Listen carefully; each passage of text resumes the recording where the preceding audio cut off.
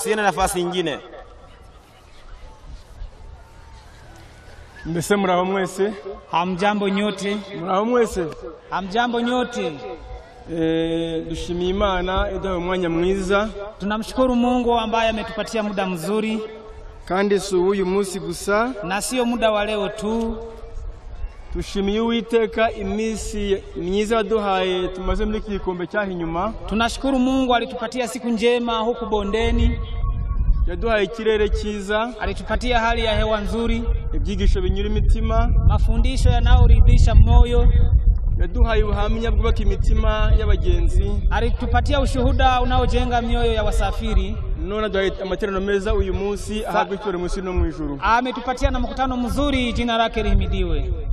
Nta utabishimira Imana, hakuna asiyeweza kushukuru Mungu. Urebye amateraniro arahangaha uyu munsi, ukiangalia mkutano ulioko hapa siku ya leo, nyuma y'igihe kirekire mu ntambara nyinshi itorero ryahuye nazo, baada ya siku nyingi na mapambano mengi yaliyokutana na kanisa, kubona muri iki kibaya cyangwa bonetsemo iteraniro nk'iri ngiri, kuona katika eneo hili kumepatikana mkutano wa namna hii, mu by'ukuri ku bantu bagize uruhare mu ntambara ziri mu itorero muri iki gihe, kwa kweli kwa watu waliokuwa na sehemu kwenye vita iliyokuwa ndani ya kanisa siku za leo, dukwiye kubishimira Imana twese bitenyetana ry'uyu munsi. Sote tunatakiwa kumshukuru Mungu kwa sababu ya mkutano wa leo. By'umwihariko nshimiye Imana, kwa namna ya pekee ninamshukuru Mungu. Duheruka amateraniro manini nkaya yari yarabaye mabi ahenyuma y'uyu musozi. Mara ya mwisho tulikuwa na mkutano ambao ulikuwa mbaya nyuma ya mlima huu. Hagati y'icyo gihe n'iki cyanone habonetsemo amarira menshi no guhondobera mu maso. Kutoka kwenye mkutano ule mpaka mkutano wa leo umo katikati tulikuwa na majonzi mengi. None Uwiteka haweje amarira yacu uyu munsi. Sasa Mungu ametupangusa yale machozi siku ya leo. Yongeye kudihumure mu mitima ko urugendo ruzasohora. Ametufariji mioyoni kwamba safari tutaimaliza. Abari bagiye gucoga no gucika intege mwikomeza imitima. Wale ambao walikuwa wanataka kudhoofika mjipe moyo. Kandi tumushimire cyane Mungu ahimbaze iteka ryose. Tumshukuru Mungu kwa pamoja, jina lake lisifiwe. Ku mazina ni Sabimana Patrice. Jina la mwalimu ni Sabimana Patrice. Mbarze mu itorero rya Goma. Kanisani kwao ni Goma. Nkakora umurimo w'ibwiriza butumwa hafi na kure. Anafanya kazi ya uinjilisti huku karibu na mbali.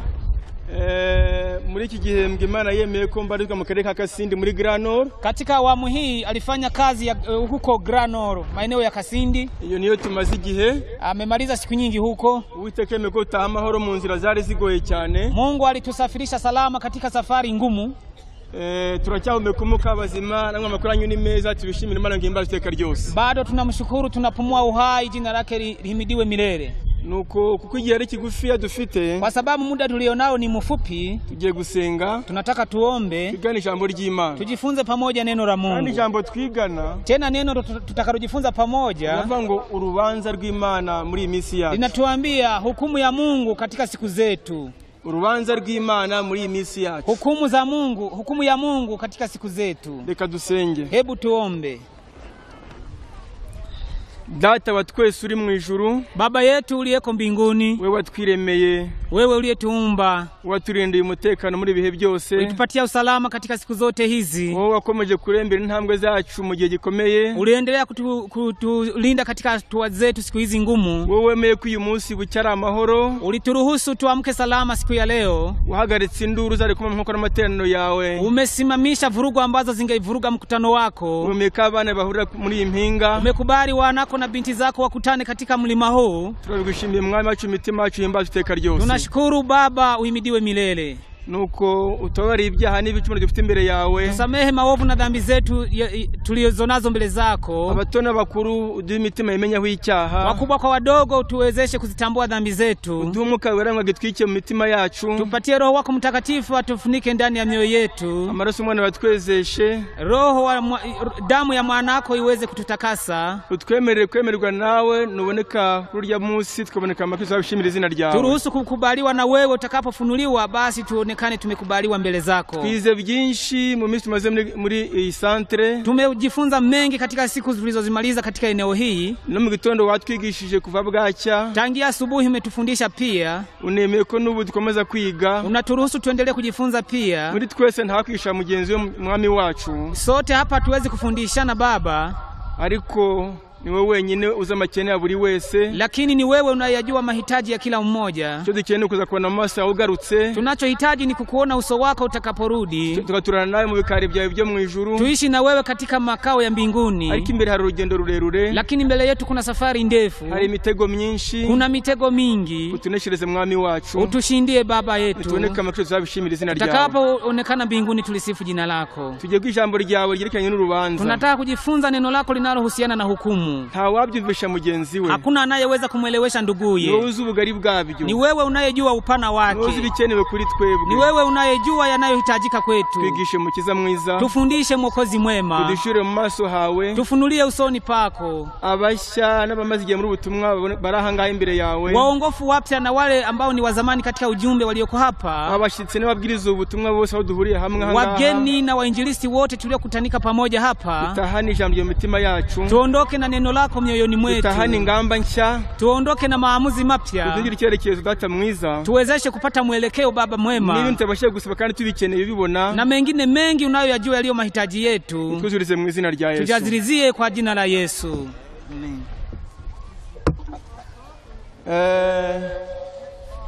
Twongeye gushima Imana uyu mwanya mwiza n'ukuri. Tunamshukuru Mungu tena kwa nafasi njema hii.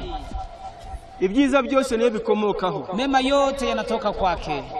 Dusoma neza ko nta kiza twabona kiza komotse kuri we. Tunasoma vizuri kwamba hatuwezi kupata jema lolote isipokuwa kutoka kwake. Iyo tubonye buke yari amahoro, tunapoona kumepambazuka salama, noneho byongeye akaba yemeye ko twiga ijambo ryayo uyu munsi, na Mungu ameruhusu tujifunze neno lake siku ya leo. Ntabwo ari imigambi si n'imbaraga za mwene muntu, sio mipango wala nguvu za kibinadamu, ahubwo ni ibyaturutse mu bikari byo mu ijuru kubw'ubwiza itugenera, bali imetoka katika makao ya mbinguni kwa sababu ya mema anayotupangia. Nuko rero buri wese abonetse hangaha, sasa kila yeyote aliyepatikana hapa asunitswe n'Umwuka Wera, akisukumwa na Roho Mtakatifu, umwanya uramara hangaha muri amateraniro, muda wowote utakaoumaliza kwenye mkutano huu, mu byukuri ubyaza umusaruro, kwa kweli uweze kufaidika. wewe gutaha uko waje, usirudi kama ulivyokuja. Udusabire kandi tugusabire natwe, utuombee na sisi vile vile tukuombee, kugira ngo mista tufite kuri iyi si, ili siku tulizonazo duniani hapa kandi tutazi, siku ambazo hatuzijui, zatuweze mu maro, ziwe zenye faida kwetu. Reka twigane ijambo ry'Imana, acha tujifunze neno la Mungu ibigendanye n'urubanza, kuhusiana na hukumu. Niba ari ikintu giteye ubwoba mu mateka, kama kuna kitu cha kutisha katika historia ya mwanadamu, ni ukubaho utazi ko uzacirwa urubanza, ni kuishi bila kujua kwamba utahukumiwa. Ukabaho uzi ko utazitaba urukiko, unaishi bila kujua kwamba utaitika hukumuni.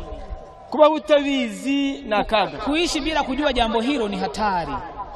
Kandi benshi utabimenya, tena wengi kutokujua jambo hilo, niyo mpamvu yitwara uko yishaki. Ndiyo maana mtu anajipeleka jinsi anataka.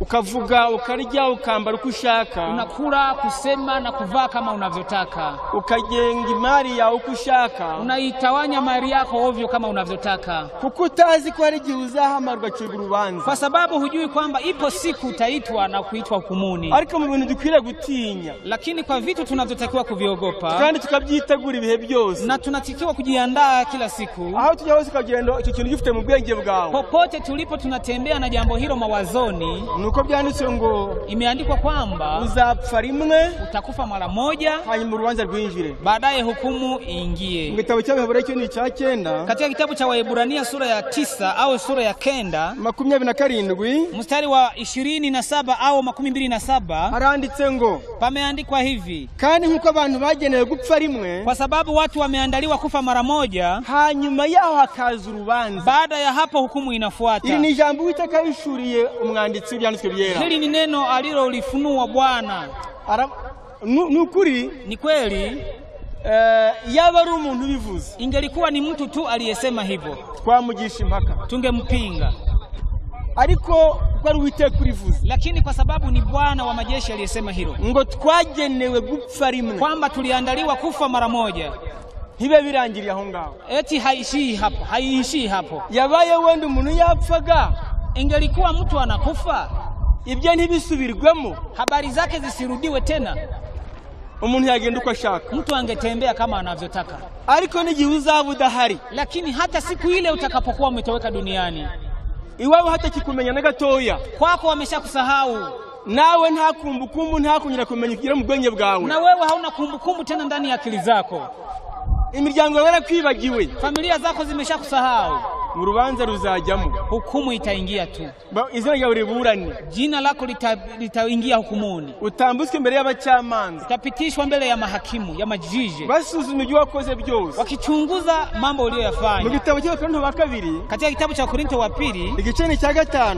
sura ni ya 5, umurongo wa 10, mstari wa 10, ayo magambo arahanditswe nanone, hayo maneno yameandikwa vizuri. Paulo gihe abona mu rubanza we yarureba, Paulo alipotizama hukumu yaruvuze nk'ubwo rutari rwatangira, alisema kabla haijaanza, arushyira mu nzagiye mu gihe kiri imbere, akaiweka katika wakati ujao ulioko mbele. Niyo mpamvu yavuze ati, ndio maana alisema 5 umurongo wa 10, Wakorinto wa pili 5 mstari wa 10, ko twese dukwiriye kuzagaragarizwa imbere y'intebe y'imanza ya Kristo. Kwa maana imetupasa sisi sote kudhihirishwa mbele ya kiti cha hukumu cha Kristo. Ndarisubiramo, nitarudia. Aravuze ngo twese, anasema sote, abakomeye n'aboroheje, wakubwa kwa wadogo, abatwara n'abatwarwa, watawala na wananchi, abakire n'abakene, matajiri kwa maskini, ngo dukwiriye twese kuzagaragarizwa imbere y'intebe y'imanza ya Kristo. Sote tutadhihirika mbele ya kiti cha hukumu cha Kristo, kugira ngo umuntu wese ahabwe yuko ibyo yakoze akiri mu mubiri, ili kila mtu apokee ijara ya mambo aliyotenda kwa mwili, ari ibyo cyangwa si bibi, kama ni mema au mabaya. Iri jambo rigutera ubwoba, neno hili likutiishe, ngo uko tungana sote pamoja. Wagira ngo na president rimenye, ingelikuwa na rais ajue jambo hili, abami barimenye, mafarume wajue jambo hili, abakomanda barimenye, makomando wajue jambo hili, abakire bakomeye babimenye, matajiri wajue jambo hili, n'umukene babimenye, hata maskini ajue, kugiye kizagera kwamba wakati utafika agatambuka imbere y'intebe y'Imana, apitishwe mbele ya kiti cha hukumu, kandi ngo ni intebe ya Kristo, tena ni kiti cha Kristo. Ibintu wakoze byose, matendo yote uliyoyatenda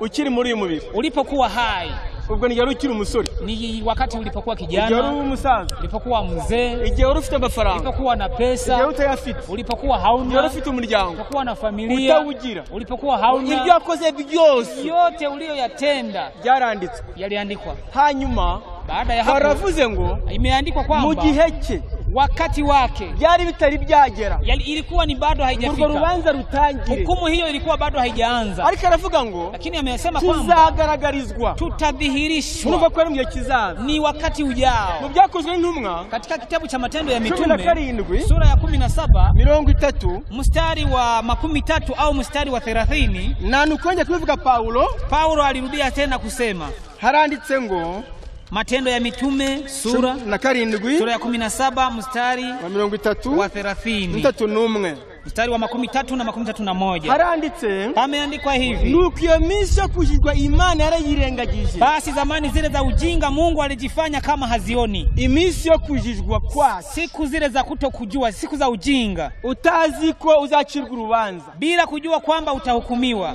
utazi ko hari ukuri kw'ijambo ry'Imana ugomba kushakisha kandi kumenya, bila kujua kwamba ni haja yako kutafuta neno la Mungu na kulijua, utazi ko basenga Imana, uko bayikurikirana, uko bayubaha, kama hujui namna wanavyomcha Mungu na kumheshimu, wewe usenga uko ushaka, ukiapa kama unavyotaka, urya uko ushaka, ukila kama unavyotaka. Iyo minsi yo kujijwa, siku hizo za ujinga, hari igihe Imana yayirengagije, kuna siku Mungu alijifanya kama haoni. Hepfo baravuze ngo, chini pamesema, ariko noneho bali sasa iteka abantu bose bari hose kwihana, anawaagiza watu wote wa kila mahali watubu. Impamvu se ni yihe? Sababu ni nini sasa? Kucyari iminsi irengagije, ni kwa sababu kuna siku ambazo Mungu alijifanya kama haoni, ni iminsi afashe ingamba yo kubwira abantu ngo mwihane. Kuna siku tena Mungu amechukua maamuzi au mkataba ya kuambia watu kwamba watubu. 31 mstari wa 31 au 31, aravuze ngo nuko amesema kwamba yashyizeho umunsi wo guciraho urubanza rw'ukuri rw'abari mu isi bose, kwa maana ameweka siku itakayowahukumu walimwengu kwa haki. Impamvu abwiye abantu bose ngo bihane, kinachomfanya awaambie watu wote watubu, ngo nuko hari umunsi azatangira urubanza rwabo, ni kwa sababu ipo siku ataanza hukumu yao. Hanyuma arababwira ati iminsi mwanyuzemo yose yo kujijwa, kisha anasema siku zote mlizozipitia za ujinga, mutanyubaha, bila kuniheshimu, mutanyumvira, bila kunitii, iyo minsi rwose narayirengagije rwose, siku zile nilijifanya kama sizioni. Ariko noneho, lakini kwa sasa ngaho ni mwihane, tubuni, mugenzuri imigendere yanyu, chunguzeni mienendo yenu, mureke ibikorwa byanyu, chunguzeni matendo yenu, kuko hari umunsi, kwa sababu ipo siku. Mu gihe cya Paulo, wakati wa Paulo, yavuga ko bitari byabaho, alisema kwamba bado jambo hilo, urubanza bako bw'Imana, hukumu hii watu wa Mungu. Mu gihe cya Yesu ari kwigisha ari kuri iyi si, kipindi cha Yesu alipokuwa duniani akihubiri, mu gihe cy'abahanuzi, kipindi cha manabii,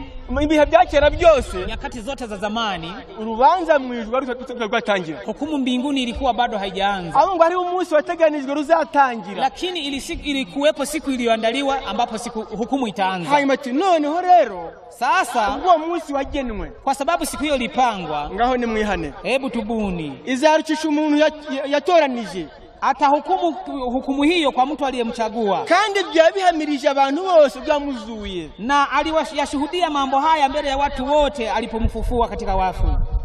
Ngo yarabihamije, aliyashuhudia ubwo amufanaga mu bapfuye, alipomfufua katika wafu. Uwo ni Yesu, huyo ni Yesu, ariko anyuze mu gipindi, anyuze mu gihe yambaye umubiri wa mwene muntu, kugira ngo utsagira urwitwazo kuri urya munsi ko wenda wari umuntu nawe azayambara umubiri nk'uwacu, kugira ngo nyaducire urubanza azaba rucira umuntu azi n'ubusharire n'intambara anyuzemo zose kandi warazineshe. Alinyenyekea akavaa mwili kama wetu, akapitia udhaifu wetu, ili atakapochukua hatamu ya kuhukumu ahukumu akijua na madhaifu yetu. Ngo nta mpamvu nimwe wasitanga imbere yuko nawe uyu mubiri yarawambaye, hautatoa sababu hata moja, kwa sababu na yeye aliwahi kuvaa mwili huu. Ariko nanone hari mwihumure, lakini kwa leo liwepo faraja. Nanone ariko haracyari harimo n'ihumure, lipo faraja pia, kuko uzaducira urubanza ni mwene data, kwa sababu atakaye tuhukumu ni ndugu yetu. Twabanye muri uyu mubiri, tulikaa pamoja katika mwili huu, nawe yarashonje, na yeye alikuwa na njaa, nawe yarababajwe, aliumizwa, nawe yaratutswe, alitukanwa, yagiriwe nabi, aliteswa, yahanganye n'intambara y'icyaha, alipambana na vita ya dhambi, ariko ntiyatsinzwe, lakini hakushindwa, kuko azi intege za mwene muntu noneho, kwa sababu anajua madhaifu ya binadamu. We nuzagucira urubanza, ndiye atakaye kuhukumu. Mbese munanyumva bwoko bw'Imana, watu wa Mungu, munanisikia vizuri? Munanyumva rwose? Munanisikia? Nange nenga bari mu mpinga yeko turi kujana neza, na mimi nataka nione kwamba wale walioko juu, bari hejuru bagira bakendeye ko wale walioko juu tuone kwamba tunafuatana. Rwa ruhande nibite ko batanyumva hari, huku je abo ku mpinga hejuru bugire mutya, juu munyosha mikono tuone, bari kuhakana gutya hari ya mupembe. Nyaboneka nimwihangana ku ibyuma, bari abantu bumve nahanga habumve. Ariko sasa hari urubanza bwoko bw'Imana, kuna hukumu watu wa Mungu. Akantu kose agiye ukora muri mubiri, kila kitu ulichokifanya ulipokuwa bado hai, ariko bitewe nuko Uwiteka ziko tutabasha kubyumva neza, kwa sababu Bwana anajua kwamba hatuwezi kuelewa vizuri. Hari ikintu yakoze mu Israeli, kuna na kitu alichokifanya katika Israeli kizatwigisha ukuntu urubanza ruzagenda, kinataka jinsi hukumu itakavyofanyika, kugira ngo tuzabyumve neza, ili tuelewe vizuri. Nibyo yabwiye Mose, alimwambia Musa, igice ni cya 25 cyo Kuva, kitabu cha Kutoka sura ya 25 au sura ya 25, umurongo wa 8, ni mstari wa 8. Yaramubwiye ngo nazamuka umusozi. Mungu alimwambia Musa kwamba apande mlima, ngo aze babane ku musozi hejuru, aje waishi pamoja katika mlima juu, agira ibyo amwereka, amuonyeshe mambo fulani.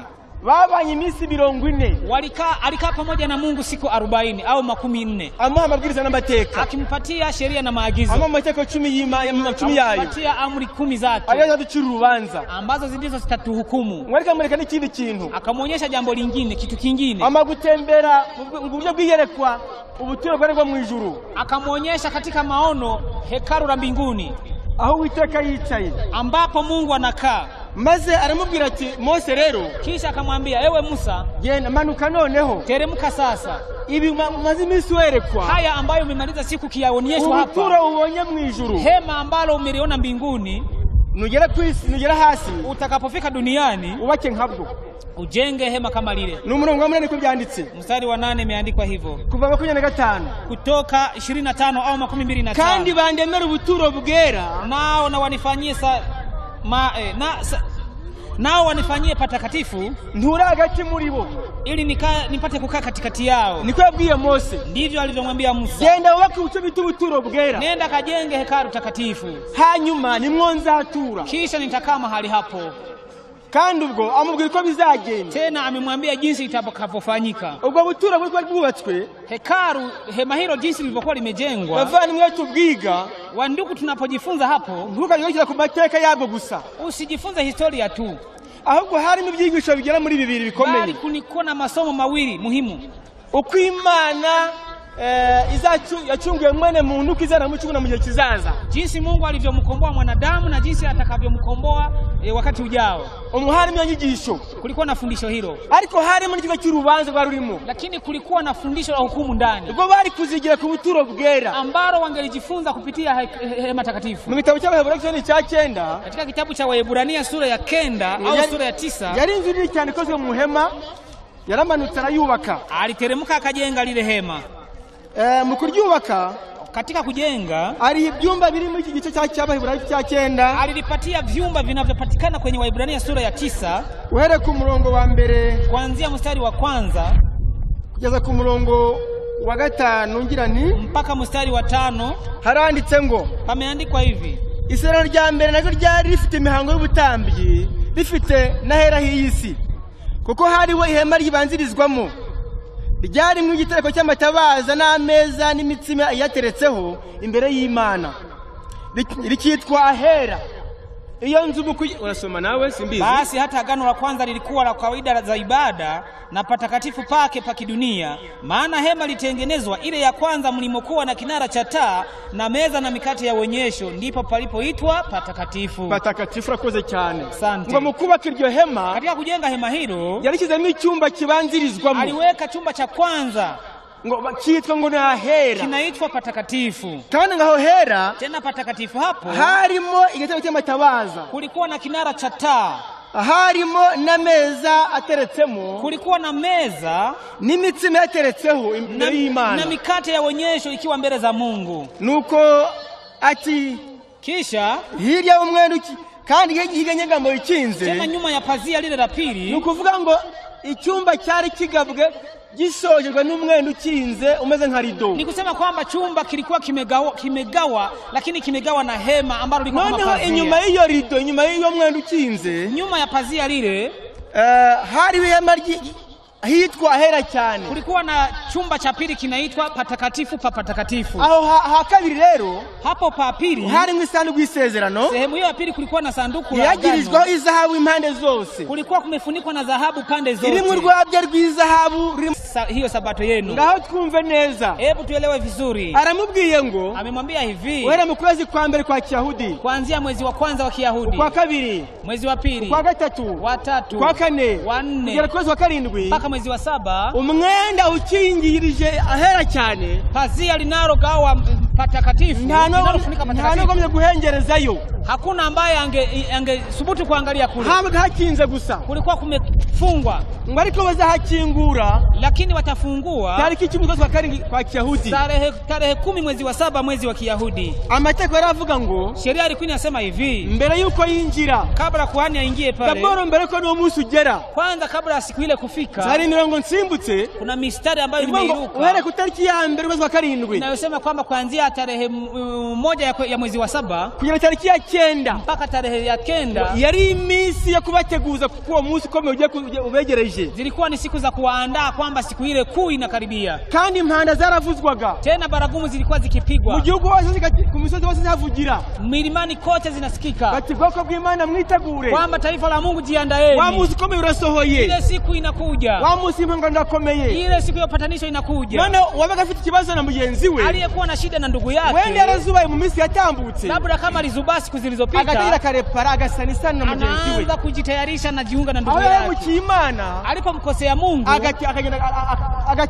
akiyeza, anajitakasa, akiunga n'Imana, anajiunga na Mungu. Uwaji uhemukira, uwaji ukorera icyaha, yule ambaye ulimkosea na kumtendea dhambi, unamwomba msamaha. Impanda zaravuzwaga, baragumu zilipigwa, ngo umuntu wese yakuzagira urwitwazo ntiyabimenye, ili kila mtu asije kuwa na kisingizio kwamba hakujua. Kutariki ya 9, ku munsi wa 9 noneho, siku ya 9 sasa au siku ya 9, abatambyi bose, makuhani wote batondaga umurongo, walipiga mstari, bagiye ku buturo bwera, wakienda kwenye hema takatifu.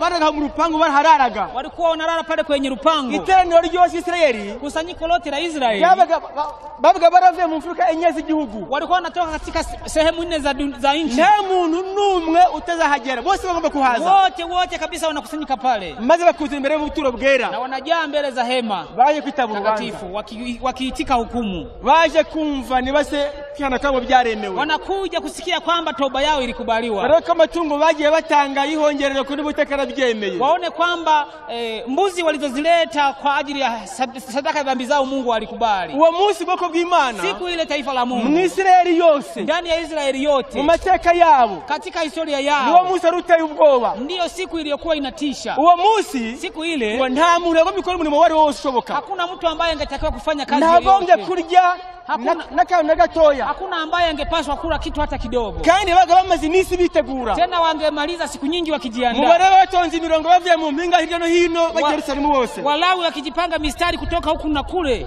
Mubare bahazindukiye kare nkuko turaha, kandi burira barindira ijambo bari busomerwa n'umutambyi mukuru. Walawi walikuja mapema wakisubiria neno litakalosomwa na kuhani mkuu. Ninde ari guhagarara aho ngazi ko ari umuntu yibye? Nani ambaye angesimama hapo akijua kwamba ameiba? Atari haniye ngo mugaruri yibye, ambaye hajatubu na kurudisha mali ya watu. Ninde ari guhagarara kurindira aho ngazi ko ari umuntu yatutse yabesha yagiriye nabi ataramusagi babazi? Ninde? Nani ambaye angesubiria hapo akijua kwamba kuna mtu aliyemtukana hajamuomba msamaha? Wali kuba siyatonganye n'umudamu we yari guhangara kuza aho ngaho hari, ambaye alikuwa amekorofishana na mke wake. Nani ambaye angesubutu kusimama pale? Biranditse ngo bose bage mitima yabo babaye. Imeandikwa kwamba mioyo yao yote ilikuwa imehuzunika, barimo basenga, wakiomba, bisubiramo, wakijirudi. Data nyemera, Baba nikubali, aha naha nibagiwe wenda, hapa huenda nilisahau, nyaboneka hanagura icyaha cyanjye, nisafishe dhambi yangu. Uwo ntabonye wenda yarazidutse naho mu cyumba bari icyo cyaho kibabarire. Yule ambaye sikumuona labda alisafiri, unisamehe. Wari umunsi burose rindiriye ngo ese hari ndemerwa. Ilikuwa ni siku kila mtu anasubiria kwamba bahonaga mu gatuza kabo,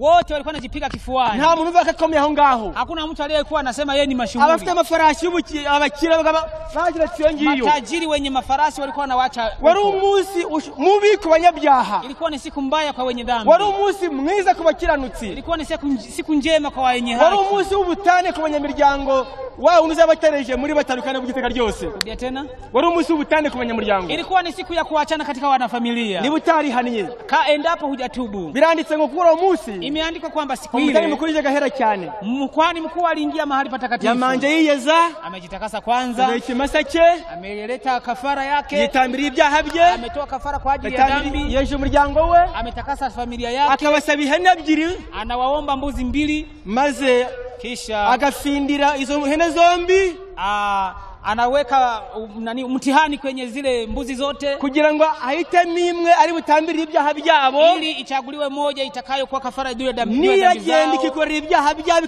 kazoherwa bitagaza Azazeli, na nyingine itakayobeba dhambi zao na kupotelea huko inaitwa Azazeli. Mumureba arinjiye none, abantu bose ngo baramutumbiraga, ntavanaga amaso ahantu yinjiye. Mumuangalie namna anazoingia sasa, watu wote walimkodolea macho wote kabisa. Yahene bafinda ubufino no kubatambirira ibyaha ari yabaga amaze kwakira amaraso yayo. Yule mbuzi aliyechaguliwa kwa ajili ya kubeba dhambi alikuwa tayari amepokea dhambi zao, maze damu yao, akinjira ahera cyane. Basi anaingia mahali patakatifu patakatifu, yashizeho ikaravanye gicyanyiro cy'imibavu cyumba cyahera, lakini alikuwa anaweka kaa ambalo alimelitoa kwenye kafara ya uvumba kwenye mahali patakatifu. Yashizeho ngo n'ifu y'ihongerero, anaweka na unga wa upatanisho, yashizeho n'imibavu, anaweka na uvumba wenye manukato nzuri, maze mu buturo binagatamira mu buturo bwera, mahali patakatifu panakuwa na harufu nzuri. Akinjira hera cyane afite koti gacumba, anaingia patakatifu mno akiwa na moshi unaofuka mkononi, harimo umucyo utangaza ukomotse ahera kuri amatabaza, akiwa na nuru ya ajabu inayotoka kwenye zile taa, ngo ariko no kuri habihongerero, lakini na kwenye kiti cha upatanisho havaga umucyo urabagirana hejuru y'umwenda kwiza hera cyane, palikuwa na nuru inayoangaza. Hanyuma agera imbere, iyo abageze imbere mu cyumba, alipokuwa anafika mbele katika chumba, yabaga yambaye mu buryo budasanzwe, alikuwa amevaa kwa namna isiyo ya kawaida. Igitabo kitubwira ngo yabaga yambaye akajile ko bita efodi. Kitabu kinatuambia kwamba alikuwa anavaa singlet au singli inayoitwa efodi. Yabaga ni amabuye 12 hano ku gituza cye. Hiyo singlet ilikuwa na mawe 12 hapa kwenye kifua chake. Hano hari bita Urimu, hano ni bita Tumimu. Hapa kulikuwa na jiwe linaloitwa Urimu na hapa Tumimu. kandi ngo yari amabuye ashobora kugira na communication. Tena yalikuwa ni mawe yanayofanya communication au mawasiliano. Muri mabuye ku ntugu, katika mawe haya yaliyoko kwenye mabega na 12 yahangaha na 12 yaliyoko hapa, ni mu Uwiteka ari gusubiriza ko yemeye cyangwa yanze igitambo atambye. Humo ndimo Bwana alikuwa anajibu kwamba amekubali au amekataa kafara. Mbele turi hamwe hari? Je, tuko pamoja?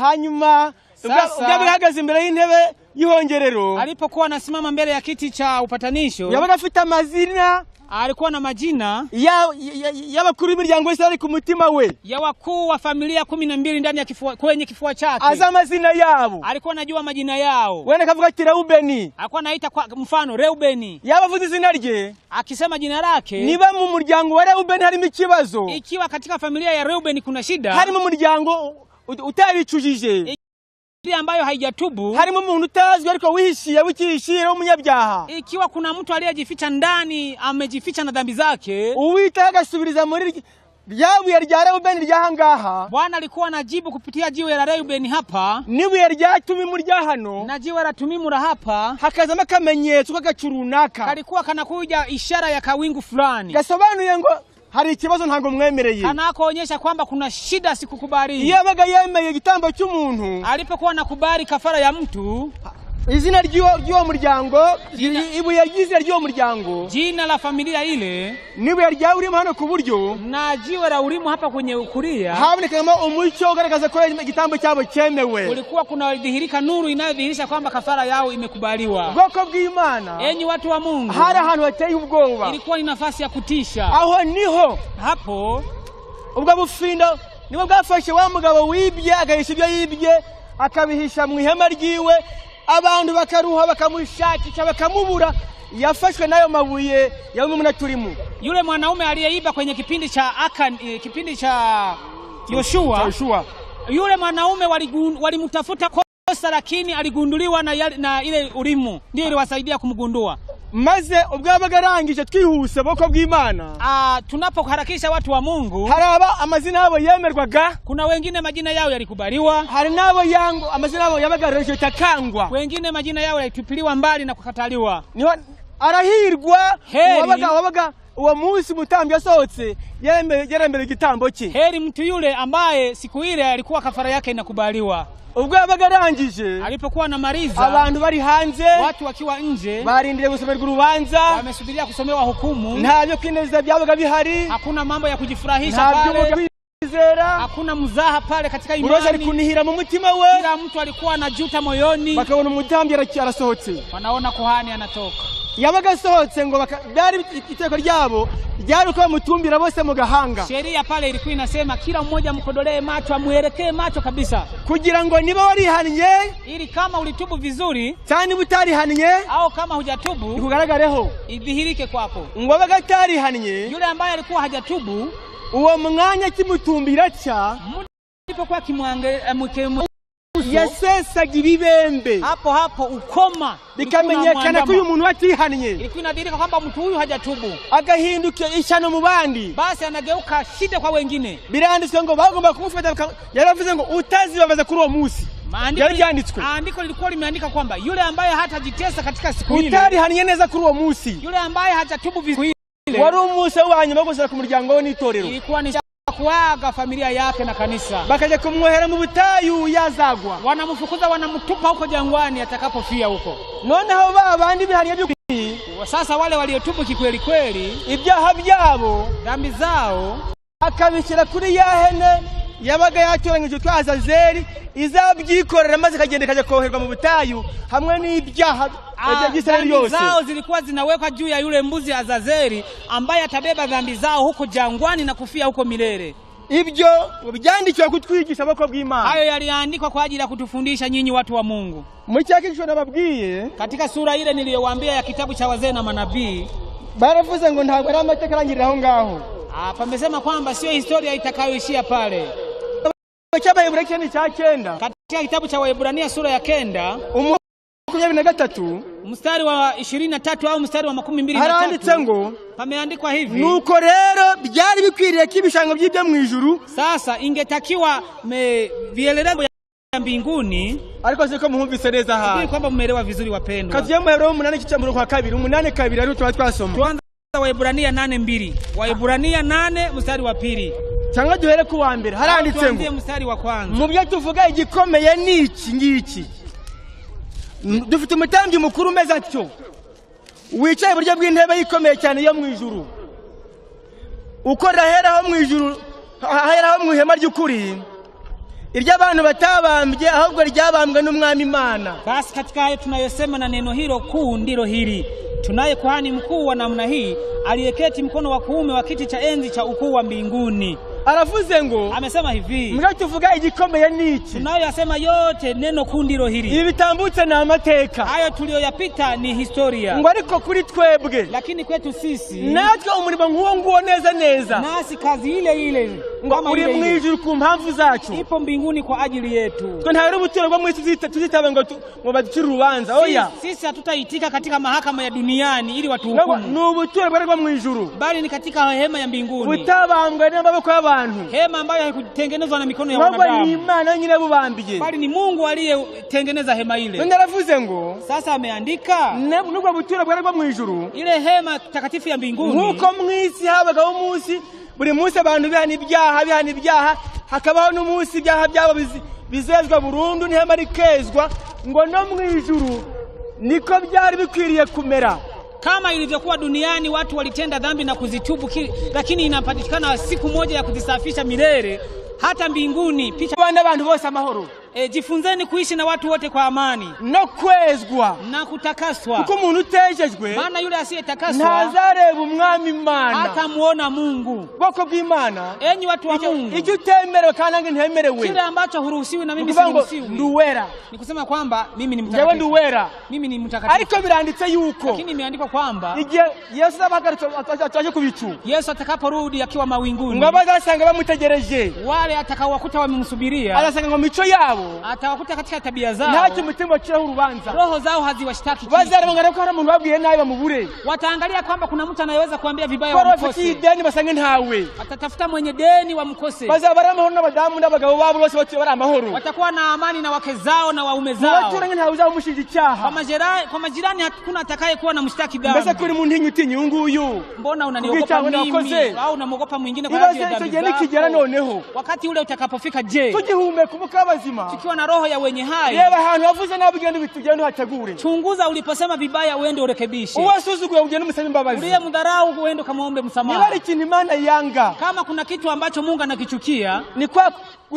inyuma kwa Mkristo, inyuma ni kwa Mkristo nyuma, ariko mu mutima utari Mkristo, lakini moyoni ukiwa sio Mkristo, mutera imani seseme, unamtia kichefuchefu Mungu, mpagani halisi, mpagani kuliko mpagani halisi. Reka Biblia yaje munababwiye, hebu niangalie lile neno nililowaambia, mu bizarimbuza abantu cyane, katika mambo yatakayowaangamiza watu sana, ngo nugusugurutwa utoto cyane, ni kudharau dhambi ndogo ndogo sana. Mu bakora n'abahanuzi, kitabu cha wazee na manabii ikigisho cha 37 ni sura ya 37 au chapitre 37, baravuze ngo, pameandikwa hivi, l'histoire d'Israël a été écrite pour servir d'instruction.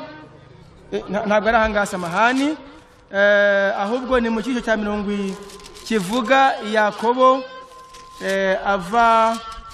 avuye kwa sebukwe atahutse, kiraba icyiciro cya akirana na marayika nijoro, la lutte nocturne, ni cya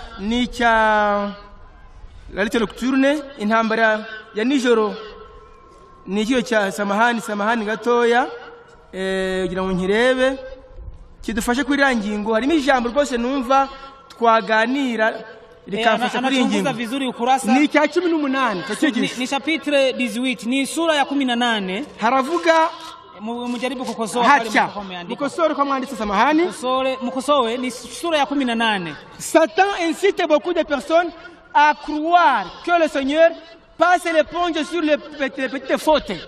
ngo Satani aja ashyiramo abantu kwize kandi benshi kwizera ko Shetani anawafanya watu waamini kwamba ngo iyo umukiza ari mu rubanza asuzuma ibyaha by'abantu, kwamba Bwana anapokuwa hukumuni akichunguza dhambi za wanadamu, ngo les petites fautes, ngo amakosa matoya akababwira ngo aya ngaza arenza amaso mwe kuyitaho. Shetani huambia watu kwamba makosa madogo madogo Mungu hata yajali.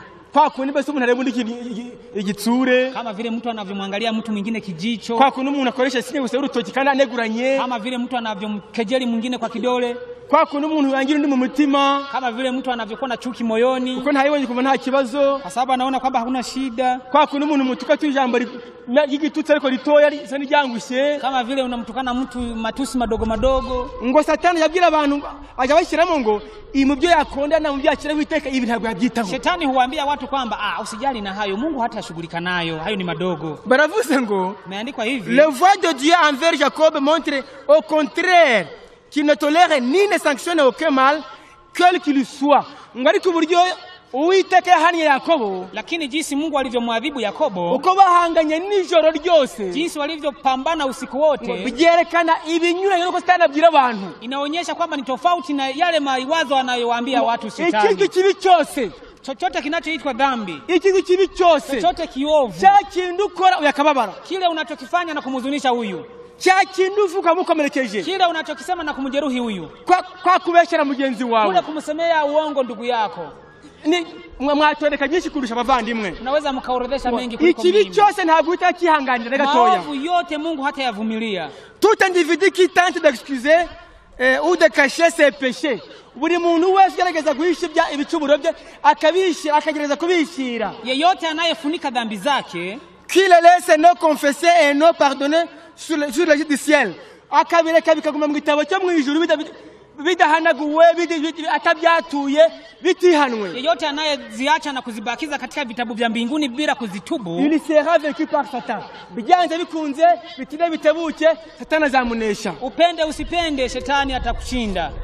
Bwoko bw'Imana, enyi watu wa Mungu, turi mu rubanza, urubanza rukomeye, tumo hukumuni, hukumu kuu, kandi twese tutambuke mbere y'iyo ntebe y'urukiko rwa Kristo, sote tunapitishwa mbere ya kiti cha Kristo. Dukeneye kwera kutari gusanzwe, tunatakiwa kuwa na utakatifu sio wa kawaida. Dukeneye abantu batunyuza mw'amaso bakatuburaho icyaha, tunatakiwa watu watutizame wakose dhambi kwetu. Nubwo umutima uzabya tuje kumva ko uri umunyabyaha mu mutima, japo unaweza kutulia ukisikia kwamba ndani ya moyo wako ukumva nta mahoro ufite utari nawe ufite icyaha runaka, ukisikia kwamba hauna amani, una dhambi fulani, ngo ariko bazabaturanye nawe, lakini wale watakaoishi na wewe, abo musengana mu itorero, wale mnaoabudu pamoja, abo mwana mu muryango, wale mnaoishi kwenye familia moja, abo bucuruzi bwawe, kwenye biashara yako, aho uri mu kazi kawe, kazini kule, bazakumiza mw'amaso, wapitishe macho kwako, bakumize mw'amaso, wakutizame, baburike bakurega, wakose kasoro kwako, kandi nawe mu mutima, na wewe moyoni mwako abari kumeze nawe, uwe hivyo, ntacyo wishinja, bila kuwa na shtaka lolote. Turi gihe cy'urubanza, tumo katika wakati wa hukumu, mu ntambara ikomeye, tena katika kitabu cha Pambano Kuu, page 224 muri kitabo mfitanga kinini, kitabu cha Pambano Kuu au tragedy 224 1204 kwa hii connection kubwa, haranditse ngo mu gihe urubanza rurimo mu ijuru, panasema kwamba wakati hukumu inaendelea mbinguni, ngo abatuye ku isi, wanaokaa duniani, mwumva bahanditse, usikilize jinsi walivyoandika. Nge nyangira ikibazo, umisi yashize haba intambara mu itorero, siku zilizopita kulitokea vita kanisani, hakamyingisha ivuze ngo turi kwigira bera. Kuna fundisho lilikuwa linasema kwamba tunajifanya watakatifu, bagasoma magambo ari mu ntambara ikomeye. Martin Luther yavuze ngo ngewe iteraniro ry'abantu biyita bera sinaribamo. Wanasoma maneno yanayoko kwenye Pambano Kuu, Luther aliyosema kwamba mimi kusanyiko linalosema kwamba ni watakatifu siwezi kuishi ndani, ngo nabahubwo kuba hamwe n'abantu bizi ko ari abarwayi, eti naweza nikaishi na watu wanaosema ni wagonjwa kimoyo. Ibyo ni ukuri, hayo ni ukweli. Ikiri konde naho ngaho ni igiki, kinachopinga hapo ni kitu gani sasa? Ni ukwita, ni kujiita, kwita uwera, kujiita mtakatifu. Ngewe ndi uwera, mimi ni mtakatifu, itorero ry'abera, kanisa la watakatifu. Icyo ni kosa, hilo ni kosa, ariko ntabwo uzinjira mu ijuru, lakini ntabwo uzinjira mu ijuru, hakuna atakayeingia mbinguni atari uwera bila kuwa mtakatifu. Niko byanditswe, imeandikwa hivyo mu gitabo cy'intambara ikomeye, katika kitabu cha Pambano Kuu, ikigwa ni 24 sura ni ya 24 au 24, haranditse ngo ceux qui vivront sur la terre quand ce sera dans le sanctuaire céleste, l'intercession du Seigneur devront subsister sans médiateur en la présence de Dieu. igihe ngo urubanza ruzaba rurangiye mu buturo bwera, wakati hukumu itakapokuwa imemalizika katika hema ya mbinguni, agiye gusohoka nko umutanyi mukuru abagasotse mu buturo bwera bwo mwisi, Yesu atakapotoka mule kama kuhani alivyotoka kwenye hema ya duniani, igihe azaba agiye gusohoka, atakapokaribia kuondoka kule, ngo bazaba bari ku isi muri iyo minsi, watu watakaoishi duniani siku zile bazaba nta muhuza bafite n'Imana, wataishi bila kuwa na mpatanishi wao na Mungu. Ariko Yesu baravuze ngo, lakini Yesu panasema les robes devraient être immaculées, bagomba kuza bafite amakanzu yabo kandi amakanzu yabo yera, watatakiwa kuwa na kanzu zao zikiwa takatifu nyeupe. Ubwo ni mu mico yabo, ni katika tabia zao, bambaye ikanzu yo kwa Kristo, watakuwa wamevaa kanzu nyeupe ya haki ya Kristo, kandi ntabwo azayandika umuntu ufite icyaha kigeze yicuza, tena hata mvalisha mtu ambaye hajatubu dhambi yake. Mu butumwa bwa muzingo wa mbere, katika kitabu cha ujumbe cha gulifu gombo la kwanza, selected message, kitabu cha kwanza Magana 479 ya Kifaransa, haranditse ngo, pameandikwa hivi: nubwo Yesu atsindishiriza abamwizera ku buntu, japo Yesu anawahesabia haki wale wanaomwamini kwa neema yake. Ndarisubiramo, nitarudia, ni by'ukuri koko Yesu atsindishiriza abamwizera ku buntu. Ni kweli Yesu huwa anawahesabia haki wanaomwamini kwa neema. Ibyo ni ukuri, hayo ni kweli. Ngo ariko nubwo bimeze bityo, lakini ingawa ni hivyo, ntabwo azatsindishiriza umuntu wakoze icyaha ntakicuze, hata muhesabia haki mtu ambaye alitenda dhambi na asiitubu, ntacyature, asiitubu, ntakihane, asiongoke, ngo ntabwo yamwambika ikanzu ye. Yesu hawezi kumvalisha kanzu yake mtu wa namna hiyo, azambika kanzu ye, bali atakayemvika kanzu yake wamuyega yakoze icyaha ni yule aliyetenda dhambi, akakimenya, anaijua, akacyatura na kuitubu, akakihana, na kuiacha, kirahanagurwa, na kuifuta, azambara kanzu ya Kristo, atavalishwa kanzu ya Kristo. None baravuze ngo, sasa panasema ukaza barangije umurimo we, atakapokuwa amemaliza kazi yake, hari abantu batihaniye, wakiwepo watu ambao hawajatubu, bagitiga mu mitima yabo, ambao bado wana dhambi mioyoni mwao, wakitema dossier mu ngo zabo, wakiwa na madossier ndani ya nyumba zao, bazo miryango yabo, wakiwa na shida katika familia zao, bazo mu bihugu, wakiwa na shida katika nchi, mumini bakora, katika kazi wanazozifanya, ngo ntago bazambara kanzu ya Kristo, hawatavalishwa kanzu ya Kristo. Baranditse ngo, ameandikwa par la grâce de Dieu et par des efforts persévérants, binyuze mu buntu bw'Imana n'imihati idacogora, kupitia katika neema ya Mungu na bidii isiyopungua, ils devraient être vainqueurs dans leur guerre contre le mal. Bagomba kuza babaneshi ku cyaha, ku kibi, wanatakiwa kuwa ni washindi juu ya maovu. Pendant que le jugement s'instruit dans le ciel, mu gihe urubanza rurimo rwakagenzura mu ijuru, noneho wakati hukumu ya upelelezi inaendelea mbinguni, mu gihe rwa rubanza ruriho mu ijuru muri iyi minsi, noneho wakati hukumu ile ya upelelezi inaendelea mbinguni kwa sasa, et que les fautes de croyants repentants s'effacent des registres célestes, ngo n'amakosa n'ibyaha by'abakiranutsi bigenda bihanagurwa, na dhambi za wenye haki zinaendelea kufutwa. Il faut que sur la terre, le peuple de Dieu renonce définitivement au péché. Burya ubwoko bw'Imana buri mwisi noneho muri byo bihe, taifa la Mungu lililoko duniani katika nyakati hizo, nibatandukane n'icyaha burundu, watengane na dhambi kikweli kweli, mu gihe urubanza ruriho mu ijuru, wakati hukumu inaendelea mbinguni, ibyaha biri guhanagurwa, dhambi zikiendelea kufutwa, ntibaguhanagureho ibyaha none, wasikufishe dhambi kwa leo, ngo wongere bigwemo, na kesho usirudie katika dhambi zile. We kwiba none, usiibe leo, wihane mu mbabarire, utubu, babihanagure, uzifutwe, na kesho uibe tena, wafute, na kesho yake uibe, wafute. Mtu wa namna hiyo hata kubaliwa, ahubwo niba wihaniye, bali kama ukitubu icyaha giciceho, basi tengana na dhambi, cyanje nk'amabyi, uichukie kama mavi, bizaguterukira utakigambiriye, basi dhambi ikunase bila bazagutera ibyondo tutabishakashatse nawe, kuchafue matope bila matashi yako, nuko umushinga w'icyaha, usijipakaye dhambi wewe mwenyewe. Abantu bagitinya, watu wengi hawaogopi, urakora icyaha ukigambira neza neza watu wanafanya dhambi kwa makusudi, kabize ngo ni mwene so, unajua huyu ni ndugu yako, muraturanye, munakaa pamoja, si umujura, sio mwizi, si umusambanyi, sio mzinzi, ntarwana, hapigani, ukavuga ngo ni umukozi wa Satani, unamsema kwamba ni mtumishi wa Shetani. Ayo magambo yahindure, hayo maneno yabadilishe, koresha magambo meza, tumia maneno mazuri. Mu by'ukuri bwako bw'Imana, kweli watu wa Mungu, ndakire ko twezwa, tunatakiwa tutakaswe muri rubanza, ndani ya hukumu ile. Ni gutegeka cya 10 ngira ntihari, ni Kutoka sura ya Kumbukumbu la Torati sura ya 10, haranditse ngo, pameandikwa hivi, umurongo wa 17, ni mstari wa 17, ngo kuko Uwiteka Imana yanyu ari Imana nyamana, ni umwami w'abami, ni Imana ikomeye y'inyambaraga nyinshi, iteye ubwoba, iteye icyubahiro cy'umuntu, idahongerwa. Ni jambo nakeneye. Kwa maana Bwana Mungu wenu yeye ndiye Mungu wa miungu na Bwana wa mabwana, Mungu mkuu mwenye kuogofya, asiyependelea nyuso za watu wala hakubali rushwa. Asante sana mpendwa. Amina. Imana ndasubira mu Kinyarwanda. Imana yacu ni Imana ikomeye, ni Imana nyamana, ni umwami w'abami, ni inyambaraga nyinshi, iteye ubwoba. Baravuze ngo itita ku cyubahiro cy'umuntu, asiyependelea nyuso za watu kandi idahongerwa wala hakubali rushwa. Uyu namureba, naweza nikamwangalia huyu ni mu rubanza rwe, nikiwa katika hukumu yake, nabanzi ko yatsindwa, nikijua kwamba naweza kushindwa, ariko inshuti yanjye, lakini kama ni ndugu yangu, nimeona se ni muyomba, aweza kuwa ni mjomba wangu, ni data wacu, baba yangu mdogo, mu rubanza baje mu rukonorero, ndani ya hukumu, kavuga ni mu byukuri, naweza nikasema tumufunike yakorwa n'isoni, asiaibike, ni mwene data, ni ndugu yangu, ndio ni mfura muri twebwe vraiment. Angalia kabisa huyu bwana animheshimu, ni muyomba wanje daye, ni mjomba wangu, nyabuneka ni biki kabisa. Naba harushwa bigashoboka, naweza nikawapa rushwa, n'abakinyiroti bikabaho, nikawapatia hera, ngo ariko imbere y'Imana, lakini mbele ya Mungu nta rutuzayimuha, hakutakuwa na rushwa, ihongerwa, hapokei rushwa, ngo nikurege mu ruhanga, hakuangalia usoni, ntabwira bimvi, hawezi kuangalia bunini, angalia unene, burebure, angalia urefu, nireba madolari, angalie dola, ngo yimbika mu mutima wawe, bali anachunguza ndani ya moyo, ngamagambo wavuze, maneno uliyosema, ibikorwa wakoze, matendo uliyotenda, unavyoenenda, ikabica urubanza mu gukiranuka, anahukumu kwa haki. Ngoma ya kabiri, kitabu cha Mambo ya Nyakati 16 umurongo wa 9 mstari wa 9. Ndio jambo moja kulivuga. Mambo ya Nyakati 12 mstari wa 9 au wa 9. Dutingi cya boko bw'Imana. Haranditse ngo, pameandikwa, kandi amaso y'Uwiteka ahuta kureba isi yose, impande zose kugira ngo yerekane ko ari umunyamaboko, ntabwo ari ahasamahani. Ni ngoma ya kabiri, Mambo ya Nyakati wa pili, igice ni cya 16, sura ya 16, ni 19, sura ya 19 au 19, mu karindwi hubwo mstari wa 7. haranditse ngo, Mambo ya Nyakati wa pili 19 mstari wa 7. Duhere 6.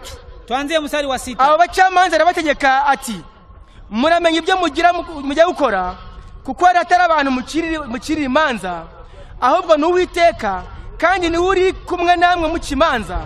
Ariko muje mwubaha Uwiteka, mwirinde mujye mukora, kuko Uwiteka Imana yacu nta gukiranirwa cyangwa kwita ku cyubahiro cy'umuntu cyangwa guhongerwa. Fungu la 7. Basi sasa hofu ya Bwana na iwe juu yenu. Ndiyo. Angalieni mkaifanye, kwa maana kuwa Bwana Mungu wetu hapana uovu. Ndiyo. Wala kujali nafsi za watu. Ndiyo. Wala kupokea zawadi. Aba ni abantu yabona mabwira bari batoye gucira Israeli imanza. Hawa ni watu waliokuwa wameandaliwa kufanya hukumu, makadhi, kufanya hukumu kwa Waisraeli. Maze arababwira ati, akawaambia hivi, mwabacamanza, enyi makadhi, mujya gukora mno gucura urubanza, mnakwenda kuhukumu, ariko mumenye ko Uwiteka urubanza mugiye guca n'urwo Uwiteka abatumye, lakini mjue ya kwamba hukumu hiyo ni Bwana amewatuma. Igihe muzamuca urubanza, mtakapokuwa mnahukumu, mumenye ko Uwiteka dahongerwa, mjue kwamba Bwana hapokei zawadi, kandi ntabwo akiranirwa, tena hawezi kufanya maovu. Namwe muca urubanza mukiranutse, nanyi mfanye hukumu mkiwa na haki. Boko urubanza rurimo mu ijuru, watu wa Mungu, hukumu iliyoko mbinguni, ntacyo uzatanga ngo icyaha utihannye ukibabarirwe. Hautatoa chochote ili usamehewe dhambi yoyote. Kandi Yesu aragarutse, tena Yesu anarudi. Mu byukuri Yesu araje, kwa kweli Yesu anarudi. Ibimenyetso ni byinshi kandi yaragaye byose, dalili ni nyingi zimeshadhihirika. Igisigaye ni hamwe n'intambara sigana imbere, na vita iliyobakia huku mbele ntabwo ari izitweza, ahubwo nizatuma abejwe by'ukuri n'abatarije batandukana. Sio zinazotutakasa, bali ni zile ambazo zinafanyaje? Zizatuma bera n'abatarije batandukana. Vita hizo zitafanya watakatifu na waovu watengane. Ni intambara zatuma uzabatarize by'ukuri, ni vita ambazo wale watakao kukosa kuamini kikweli ava mu nzira, watoke njiani. Ngana ku musozo, nikielekea mwishoni, nkene ngomba hingero, nahitaji niwape mfano mu gitabo cyo Kubara 11, katika kitabu cha Hesabu sura 11, idahongerwa, jinsi Mungu hawezi kupewa rushwa. Israeli ivuye mu Egiputa hagati ya Sinayi na Kadeshi. Israeli alipokuwa ametoka Misri akifika kati ya Sinai na Kadeshi, muri rugendo rw'amezi makeya, katika safari ile ya miezi michache, mukubera 11, katika Hesabu sura 11, wale abantu bagomeye Uwiteka, kuna watu walimkosea Mungu, baritotomba wakanungunika, bararushe, wamechoka. Ngo Uwiteka arabareba, Bwana akawatizama, abwira Mose tugiye kubarimbura, kumwambia Musa, mimi nakwenda kuangamiza. Mose asaba imbabazi, Musa akaomba msamaha, ariko mukujisaba, lakini katika kuomba msamaha aramwemerera, Mungu akamkubalia, ariko aramubwira ngo, lakini Mungu akamwambia, ariko abantu rero, lakini hawa watu bazanyize intambara muri aba bantu ambao wameleta vita kati ya hawa watu, ntabwo nzemera ko bagera Kanani, siwezi kuwaruhusu wafike Kanani. Aravuga ati abana babo, watoto wao nibo bazagerayo, ndio watakaofika. Baba ndi muvuga ngo ntabwo bazagerayo, lakini wale wanaosema kwamba wale ambao Mungu amesema hawatafika, Israeli abakuru baravuga ngo babana ntabagera Kanani. Ndani ya Waisraeli wakuu walisema hawa watoto watafika Kanani, ngo bazahira mu butayu, eti watachoka jangwani, inzira ni ndende, eti safari ni ndefu. Aravuga ngo aba nibo bazagerayo, lakini Mungu akasema hawa ndio watakaofika. Aba batangiye, lakini hawa walioanza hawa bazagerayo, hawatafika. Nibyaciye kabiri, kesho yake umuriro uva mu ijuru mu ngando yabo, baganditse mu ngando, moto ulitoka mbinguni mahali walipokuwa wamekaambika, ngufika iruhande rw'ingando yabo, ukachoma mahali parapo wazunguka ya mahema yabo ngo arashya, zile hema za wale wakuu abari barazanye ngo ubugome mu Israeli, wale walioleta uovu ndani ya Waisraeli bahira aho ngaho, wakaungua pale pale. Mwimuke gatamu kubara 12, hameni kidogo mwende Hesabu 12, hagati ya Sinai na Kadeshi, toujours kati ya Sinai na Kadeshi tu. Murebe kintu gikomeye boko by'Imana, angalia kitu muhimu wa Mungu. Umudamu wabita Miriam, mwanamke mmoja anaitwa Miriam, na musaza we Haroni na kaka yake Haruni, bari abantu mu Israeli bubashwe cyane, walikuwa ni waheshimiwa ndani ya Israeli. Miriam yari umuntu muri ukomeye ufite impano nzari hejuru. Miriam alikuwa ni muimbaji mkuu kabisa, ana karama kubwa. Mu mitima yabo, ndani ya mioyo yao, bagirira mwene se Mose ishari, wakakuwa na wivu juu ya Musa, ngo bitane ko Mose agiye gutoranya abakozi bazayobora Israeli atabanyuzeho, kwa sababu Musa alienda kuchagua wakuu watakao hukumu ndani ya Israeli bila kuwapasha habari. Ngo babazwa no kubona yagiye gukonsulta kubona na sebukwe, niko byanditswe, na sebukwe ngo bakabarenga kandi abakozi bazwi mu Israeli, wakahuzunishwa na jinsi alivyokwenda kushauriana na baba mkwe, lakini wao asiwashaurisha wakati wao ndio viongozi. Imana ireba mu mutima wa Miriam, Mungu akaangalia ndani ya moyo wa Miriam, ireba mu mutima wa Aroni, akaangalia ndani ya moyo wa Aroni, ariko Mose ntachazi, lakini Musa hakujua jambo hilo. Ngabona hari mishari mu mutima. Mungu akaona kuna wivu ndani ya moyo. Baragaza ahantu bitengo ni Hasiroti. Walikuwa wamefika mahali panapoitwa Hasiroti. Maze ngo ahitavabwira Aroni ngo soho kuzimbere kuyamba y'ibandiro na Miriam. Kisha akamwambia nani? Batoke inje. Akawaambia watoke inje waje kwenye mbele ya hema ya Miriam. Ariko Musa raziwe. Lakini Musa hakujua jambo lolote. Ngaki Imana abanyiko arifite mu mutima. Lakini Mungu alikuwa anaona kwamba ana wivu ndani ya moyo. Miriam agisoka akagera imbere. Miriam alipofika pale mbele, abagwirembe, basi ukoma ukamkamata. Bitewe ngo yaneguye Mose, kwa sababu alikuwa amemdharau Musa, akanegura umudamu wa Mose, akamsema pia Mungu wali mfura mu Israeli umudamu. Huyo mwanamke alikuwa muungwana ndani ya Israeli. Sefora ari umujana mukomeye. Baba yake Sefora alikuwa ni mshauri mkuu. Yakoze imikomeye mu Israeli. Alifanya kazi kubwa ndani ya Israeli. Bamugira ishyari wenese. Walipofanya wivu hao ndugu zake, Imana irabahana. Mungu akawaadhibu.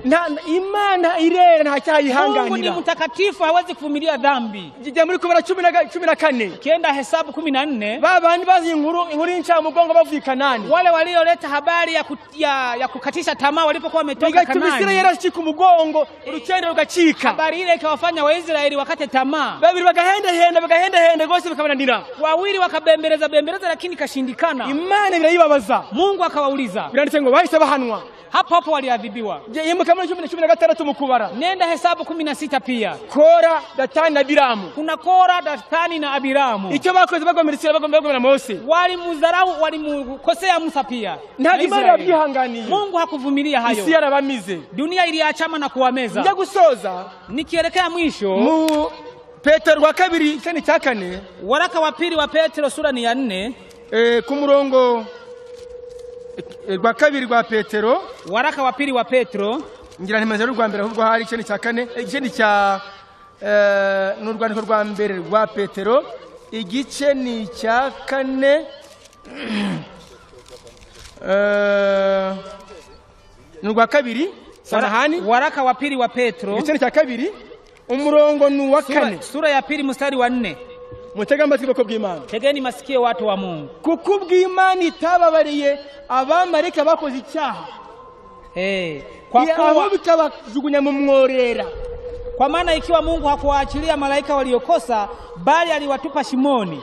Bari biremwa byayo abamarayika bari biremwa byayo. Walikuwa ni viumbe wake Mungu. Malaika walikuwa ni viumbe wake cyane. Aliishi nao kwa miaka mingi sana. Bakora imirimo y'Uwiteka. Wakifanya kazi za Bwana. Ariko igihe bakoze icyaha, lakini walipotenda dhambi, Imana irabareba ntiyababarira. Mungu hakuwasamehe, hakuwahurumia. Irabajugunya mu mworera. Akawatupa ndani ya shimo. Irabohesha iminyururu y'umwijima. Akawafunga kwa minyororo ya giza. Ngo barindike gucirwa Uwiteka. Ili wasubirie wapate walindwe na hukumu. Kandi ubwitababariye isi ya kera. Tena kwa vile hakuwahurumia ulimwengu wa kale. Noa mubwiriza ukiranuka n'abandi baringi gusa. Bali alimhifadhi Nuhu mjumbe wa haki na watu wengine 7. Y'abatubaha Imana umwuzure.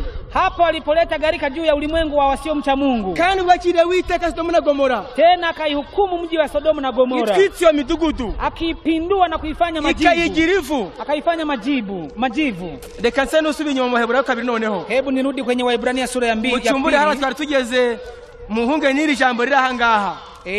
Aho yavuze ngo none twebwe kabiri umurongo wa 2 Waebrania sura ya 2. Twebwe aho tusaruka dute nitwirangiza kiza k'Imana gakomeye gatyo kabanye kuvuga n'umwami wacu natwe tukahamirizwa n'abamwumvise. Sisi je, tutapataje kupona tusipojali wokovu mkuu namna hii ambao kwanza ulinenwa na Bwana kisha ukadhibitika kwetu na wale waliosikia? Bavani mwe muri hamwese wa ndugu mlioko hapa, urugendo rwaratangiye, safari ilishaanza, kandi iminsi ndio twigira Kanani yo mwijuru. Tena tunaingia katika Kanani ya mbinguni. Mu mbabazi z'Imana, katika rehema za Mungu yatanze gahe gatoya, alitoa nafasi ndogo ngo tuhabwe ubutumwa bwiza, ili tupewe habari njema, tugorere imico yacu, tutengeneze tabia zetu, twinjira umushinga urwanya icyaha muri twebwe, tuanze mradi wa kupinga dhambi ndani yetu, tusembaraga z'Imana ngamaraso yesa tweze, tuombe nguvu za Mungu, damu yake itutakase, tunaho mwisi nta mwana gw'icyaha dufite, tuishi duniani bila kuwa na deni la dhambi. Umuntu wese kandi biramureba, yeyote inamuhusu, ntabwo biraba gusa umugorozi, ntibireba n'umudivantiste n'umuprotestant n'utazi Imana biramureba uko naho urubanza uzarucibwa. Halihusu mgorozi tu, bali mwedventista na wa dhehebu yoyote inamuhusu. Uwitwe humeka wese, yeyote anayeishi, wagenda gupfa rimwe, yeyote aliyeandaliwa kufa mara moja, hanyuma yajakaza urubanza. Baada ya hapo inakuja hukumu. Niba malaika babanye n'Imana, ikiwa malaika waliishi na Mungu, yarabajugunye mu mworera w'umwijima, aliwatupa katika shimo la giza. Abigiye Sodoma na Gomora, watu wa Sodoma na Gomora, imidugudu yabo kayitwika rwose, ingungu hari umudugudu parapore akangamiza mji wa Sodoma na Gomora. Ngungu hii ni kijiji kidogo, arahafika hose, alipangamiza pote, arakora gusa Loti n'abakobwa babiri, Rutu na wasika wake wawili. Niba rimbiga cyabwiye cyane wakabarimbura, ikiwa aliwaangamiza watu wa kipindi cha Nuhu, tuganyire bako bw'Imana, tuzungumuze watu wa Mungu, utizera, wewe ambaye huamini, utemera kubaha Imana, usiyekubali kumcha Mungu, ujanzuye ibyaha biriho ku isi, ukichunguza dhambi zilizoko duniani, biranditse ngo niba ikintu kiryohera umuntu mu buzima bwe, imeandikwa kwamba ikiwa kuna kitu kinachomfurahisha mtu ndani ya maisha yake, ni ikintu biti cyaha, ni kitu kinachoitwa dhambi muri mubiri,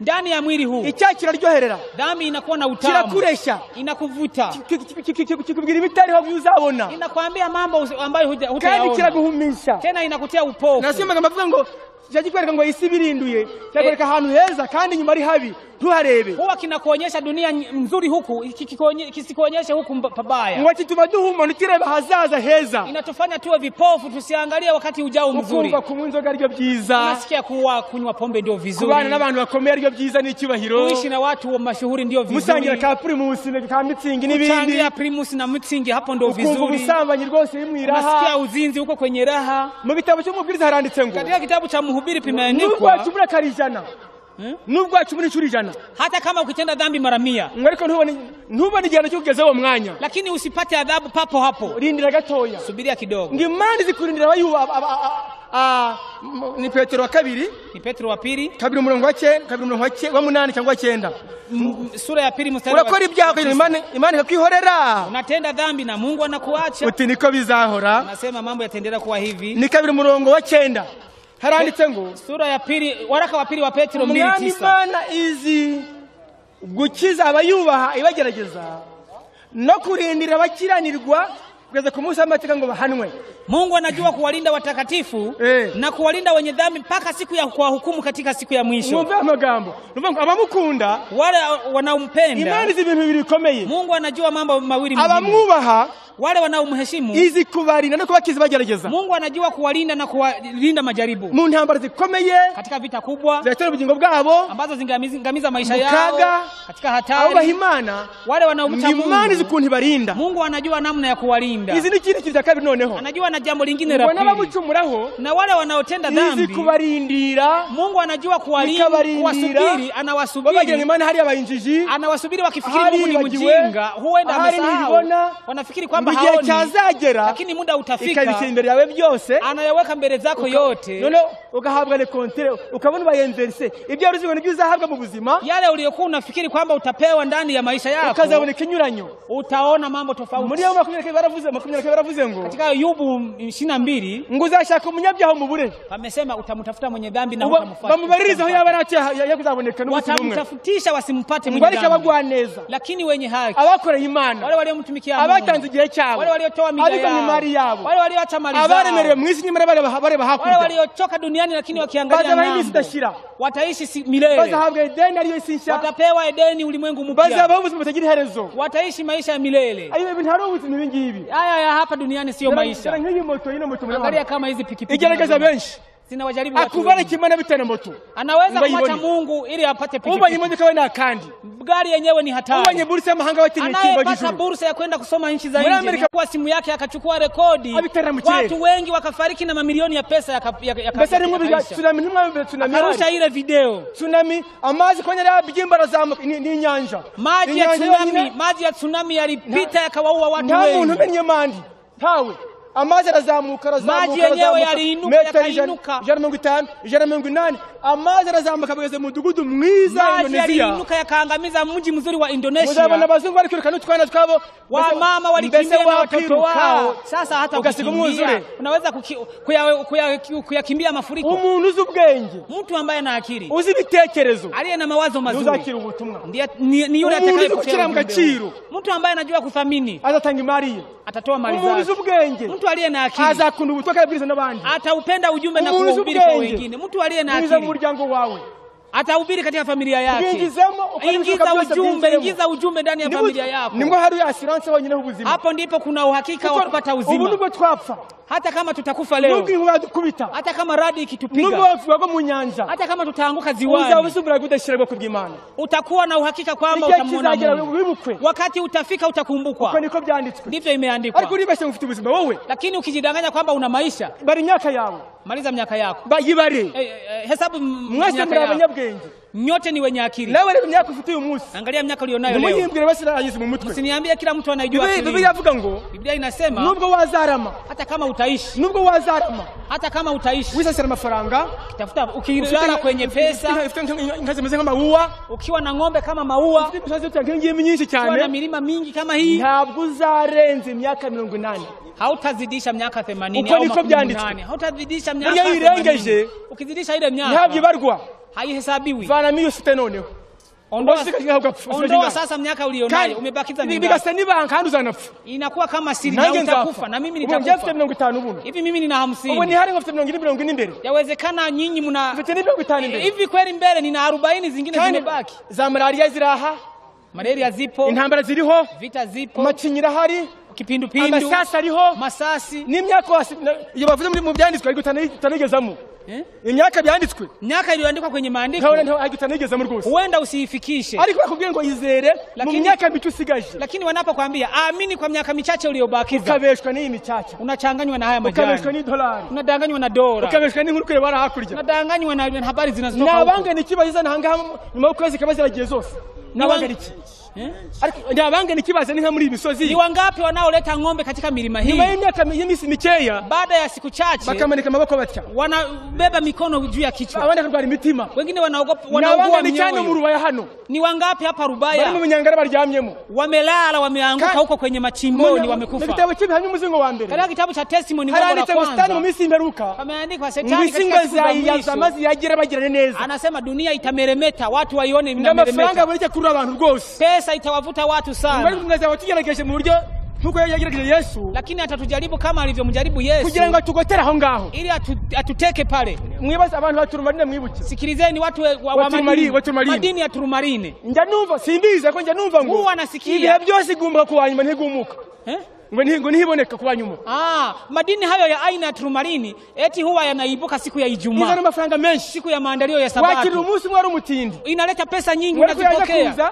Lakini inapokuja Jumapili haipatikani, Bendi haipatikani, bijagera kuwa nyuma. Inapofika Ijumaa, Sabato inapokaribia kuanza, ukumva bachimba bagemo ntibongera kuvamo. Unasikia wachimbaji kule hawatoki, bagaheramo wanakaa huko, bakazamukira ibuye rimwe, wanapata jiwe moja uti ni ibihumbi 10 y'amadolari. Madini wanampatia $10,000. Bakirizira bone tubonyizira yazo, nasema nimepata njia nyingine huko, na nyirazo ubwita mukire, na yule bosi mwenye mali ile, na yeye anaingia huko kwa kunde zinga bandi bapfiriyemo, kwa vile anajua watu wengine walifia huko. Hayo yanatoka kichwani. Watu wa Mungu, sisi tuitere mugongo dunia, tuitupie kisogo, tuitupie kisogo. Abandi babujubone na Primus mukuru. Watu wameacha uzima wa milele kwa sababu ya Primus, yani bia. Baada ya miaka michache wague moyo, wengine wague BP, wengine wague magonjwa ya ajabu. Kesho wanampeleka kaburini. Jamani, mungeamini jamani. Kitu gani kinawakosesha kuamini? Japo vita uzima ndani ya kanisa, lakini tunasonga mbele na tutafika. Haya sio mapya, limeandikwa. Icyo duharanira, tunachokihitaji ni ili kwamba tuwe na maisha matakatifu. Tupambane na dhambi. Hata kama watakumwagia maji machafu, hata kama watakumwagia vumbi, kama umekula, kama wanikujengea uongo kama hayo, kama wewe hauna shida moyoni, ukiwa na roho yako safi, sasa hayo yatakuharibu mitima. Iweni na roho ngumu. Turwanyire ubutumwa bwiza. Tupiganie ujumbe. Abatarabwinjiramo mubwinjiremo. Wale ambao hawajaingia kwenye ujumbe mwingi. Tujenge safina hii ya wokovu. Tutoe mali zetu. Dufite icyizere ko gihe nikigera. Tuna imani kwamba wakati utafika tutavuna watu wa Mungu. Bwana tupatie kuelewa vizuri. Atupatie kuchukua maamuzi. Kila mtu aamue, asiangalie yale alionayo. Kwa sababu hutamfurahisha mtu. Turishe makoko. Kweli tunafurahi mtu ariko ni inyungu zawe wowe, lakini ni faida yako mwenyewe. Uzabona ubugingo buhoraho, utapewa uzima wa milele. Ntabwo ari uraba wungutse mu mubiri apana. Si mimi nitakayopata faida. Usangira urugendo rwo kubw'Imana. Tushirikiane katika safari watu wa Mungu. Kandi ushinyiriza harimo musharire koko. Tena tuvumilie, kuna uchungu. Harimo intambara mbi. Kuna vita mbaya. Wakubona zireka hari ngo rekore kwizera. Unaweza kuacha imani. Ariko harimo ihumure. Lakini kuna faraja. Ujireba hakuri y'icyo gicu kibi kiri imbere yawe. Ng'ambo ya wingu baya. Uzabona Yesu akurembuza avuga ati tamuona Yesu akikuita akisema njoo. Acheni sote tuwe na mioyo imara. Hata kama tukichoshwa vizuri namna gani tusiache.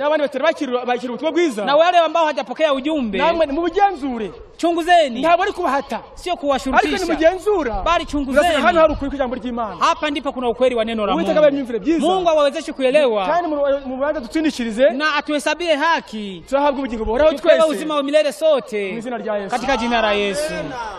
Biranditswe ko, imeandikwa kwamba Materaniro nkanga y'amagari, ndani ya mikutano mikuu kama hii habarimo rendezvous spéciale y'umwuka w'Imana. Kuna rendezvous spéciale ya kukutana na Mungu. Niko byanditswe mu kitabu cya Efeso. Imeandikwa kwenye kitabu cha matukio. Ariko ntabwo wabasha kumenya ukuntu yagusuye. Lakini huwezi kujua namna alivyokutembelea. Ahubwo bihabwa ariko umutima wako bakabwe nawe. Bali unapewa wakati umeguswa ndani ya moyo. Iyo uvuze mu mutima wako bakabwe n'ijambo ry'Imana. Unaposikia kwamba umeguswa ndani ya umeguswa na neno la Mungu. Wagenderewe n'ijuru burya. Huwa umetembelewa na mbingu. Tuvuye hano rero. Tunapotoka hapa sasa. Tuhamagaye abantu bitaba ijwi ry'Imana. Bila kuita watu wanaoitika sauti ya Mungu.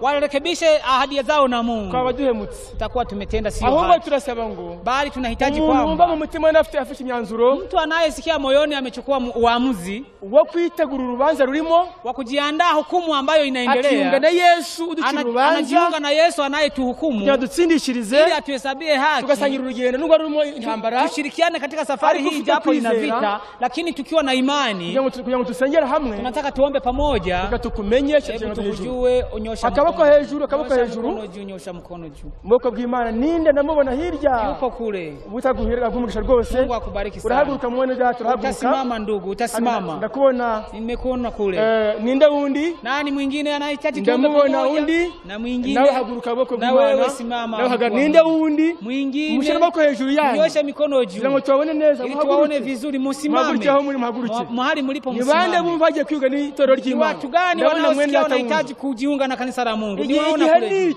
Wakati ni huu. Mureba amaso rwose makibazo yari imbere gusa ntahandi. Angalieni mbele tu. Mureke bara abavandimwe bazi imbere. Acheni wale wandugu wapite mbele. Nabandi bumva rwose namutima bafite ntambara. Wanatuwekea wimbo wa kitabuni hapa wakati wandugu wanakuja. Mwitabe Yesu. Muje kabisa mpite huku mbele. Mwitabe Yesu rwose ntaho muitike Yesu.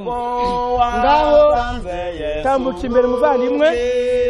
Pita mbele tambuka imbere. Nawe tambuka imbere. Numwanya mwiza wo gufata ingamba nshya. Numwanya mwiza wo gufata ingamba nshya. Numwanya wawe muvandimwe. Ni muda wako ndugu yangu. Fugura amasezerano yawe. Tengeneza ahadi zako na Mungu. Chukueni nafasi hii muje kabisa. Mwakira abo batunganijwe na maraso harogoya kuhagisha maraso mbese imyambaro yawe irera mbese ugendana na Yesu. Ninde wundi mwihangane bavandimwe mu cyingo y'izumwanzi. Uko niko Yesu amagara abana be akonirwa kuja mwijuru no gukizwa n'amaraso ye wogejwe na Yesu watunganije na maraso harugoya kuhagisha maraso mbese imyambaro yawe irera umukwe nazuzaho mwiteguye we uhabwa amaraso mezuza kunirwa kuja mwijuru no gukizwa n'amaraso ye. Jamani, tuharakishe kuchukua nafasi kabisa. Endeleeni kupita mbele mkikaribia kabisa. Endeleeni kuwapokea wanakuja njia kabisa, endelea kuja.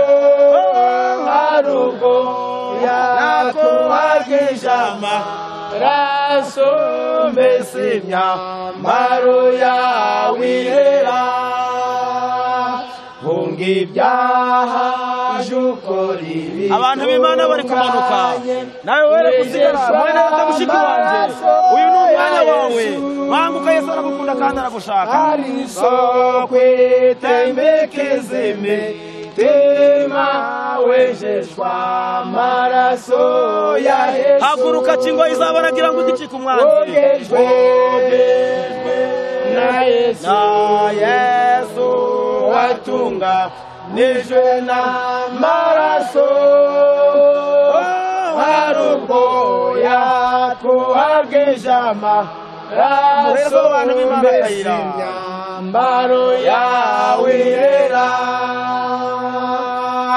ngunda kwiringira Yesu nkaja mwumvira rwose n'ukwizera umurage we n'amateka y'Imana. Uyoboke mwami. Karibu ngabo baratambitse, abandi bari kumanuka, nawe wera gusigara mu materaniro y'amanuka. Yesu mweza nkunda mfasha mwumvire rwose nkunda kwiringira Yesu ngizwa n'amaraso ye ansenda kw'ibicumuro niyandunganya uyoboke mwami rwose najaga nshidikanya Yesu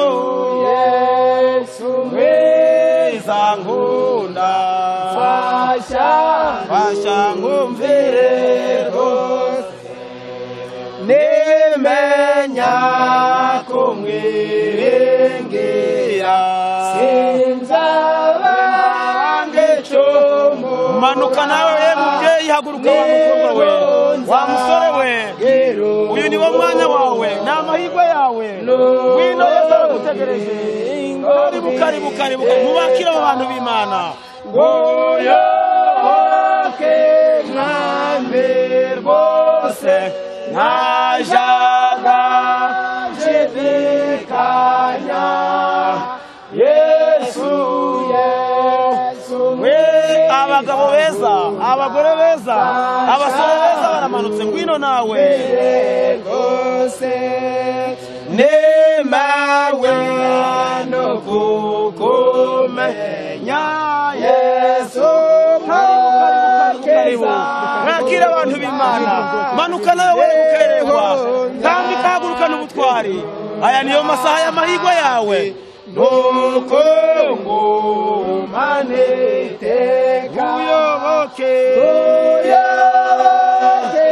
mwami rwose ntajaga nshidikanya, Yesu mwiza nkunda. Karibu karibu karibu karibu, umvire rwose mbesa abasaruzi bari hehe. Mwakira abo bantu, mwakira abo bantu b'Imana, baramanutse abagabo n'abagore beza mu materaniro, ibintu bimeze neza. Karibu mutaho ubwami bw'Imana, mwamariye gutsinda abagabo beza data, umushinga w'Imana we no kuzatera.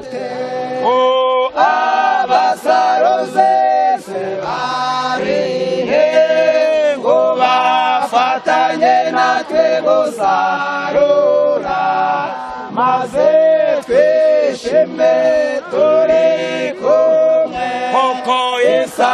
Karibu musaza, ababyeyi baramanutse, abagore baramanutse, abagabo baramanutse, mwakira abantu b'Imana. Mshake umehana yose nubwe barenga kuga, muze shake kukozirure zose muzisarurire Imana. Karibu mwabasore, abasaruzi se bari hehe ngo bafatanye natwe gusarura, maze twishime turi kumwe, isarura nirirangira, dore imirima yereye irimo kandi bose. Aya niyo masaha yanyu bagabo bagore, umunsi w'urubanza uri hafi. Muze bategereje, muze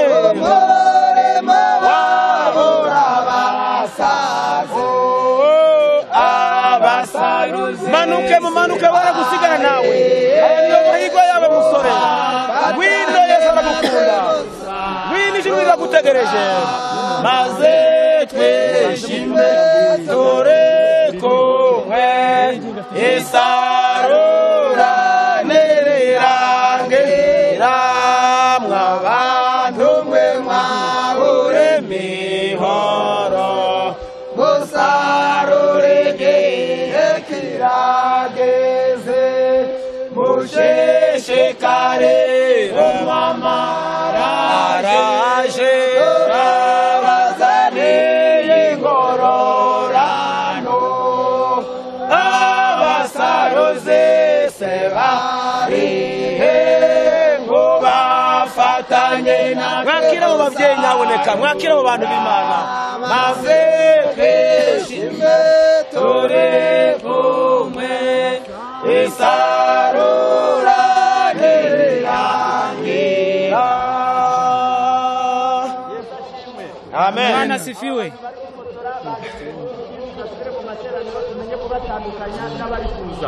Ndaho mukomeze. Yesu ashimwe. Bwana asifiwe. hari ijambo rimwe nashaka kubabwira bene data. Kuna neno anataka kuambia enyi ndugu zetu. Mu gitabo cyo wifuza ibihe byose, abantu mukomeze muzige mwene data ari kuvuga. Mu gitabo cyo wifuza ibihe byose cy'Ikinyarwanda, katika kitabu cha Tumaini la Vizazi Vyote cha Kinyarwanda, urupapuro rw'amajana 494, ukurasa ni 494 au 94, haranditse ngo, imeandikwa kwamba umuntu wese, kwa kila mwanadamu hari umunsi umubera mwiza. Kuna siku maalum ambayo inakuwa nzuri kwake. Ngo umunsi umwuka w'Imana yinjira mu mutima wawe agakabakaba umutima wawe. Ni siku ambayo Roho wa Mungu anaingia ndani ya moyo wako na kukupapasa. Iryo jwi rikakurarikira kwihana. Na siku hiyo na roho hiyo inakuita ili upate kutubu. Mwari kw'iryo jwi ngo iyo ryanswe rigacecekeshwa, na sauti hiyo inaponyamazishwa, ryongera gukangura uwo mutima. Si vyepesi kuamsha moyo hivyo. Ngo rica rigenda riceceka buhoro buhoro, inatulia mara moja kugeza rikarangira, mpaka inazimia kabisa. Kakoba warufise kagukangurira kwihana, ile hofu iliyokuwa inakuamsha ili utubu, kagashira ugasigara umeze nk'ibuye, inaisha kabisa, unabaki kama jiwe. Uwo munsi mwiza n'uyu nguyu. Hiyo siku nzuri ni kwako leo. N'uyu munsi wumvise ibi bintu bikomeye ngaha kuri uyu musozi. Hii siku ya leo ndio hiyo ambayo umesikia maneno mazito kama haya. Bene data, uyu munsi si mwiza? Hii siku ni nzuri sana. Umuntu yaje muri aya materaniro y'ingungu, uyu munsi ni mwiza. Kwa mtu ambaye amekuja katika mkutano wa ngungu leo, hii siku ni nzuri sana. Wirinde gucecekesha iryo jwi ngo bwabo hanuzi bubi bwo gukomantara umutima ukaba nk'ibuye butagusohorerako. Tafadhali sauti hiyo usikatalie ili usije ukafanya moyo wako kuwa mgumu. Wowe upfuye nabi, utakuwa umekufa vibaya. Upfuye kabiri nk'amakara, utakuwa umekufa mara mbili kama mkaa. Imana igufashe iguhe kunyeganyega aho uri kugira ngo utere intambwe. Mungu akakusaidia ili upate kutikisika, angalau upige hatua. Aya mahirwe ntapfa ubusa. Hii bahati usipoteze bure. Bagiye kudushirira iyindi ndirimbo, wanatuwekea wimbo mwingine. Hungu ubwo buhanuzi bubi, huyu unabii mbaya, hebu kauepuke, ahubwo wuzuze ubuhanuzi bwiza, ukatimize unabii mzuri. Nibadushire hiyo ndirimbo, waweke wimbo Yesu kumusaraba, hebu kwa tunagerwa. Ngaho muze muhaguruke, ngaho muze. Weno musange doe mazeze naje adoe mazeze. Ngaho mukamuvandimwe mwiga umwanya n'uyu, aya niyo mahirwe yawe. Adochongosha marasa ye sahembaze Yesu yambatuye mubyaha aturamo mutima wanje niwe uzana mwihumure.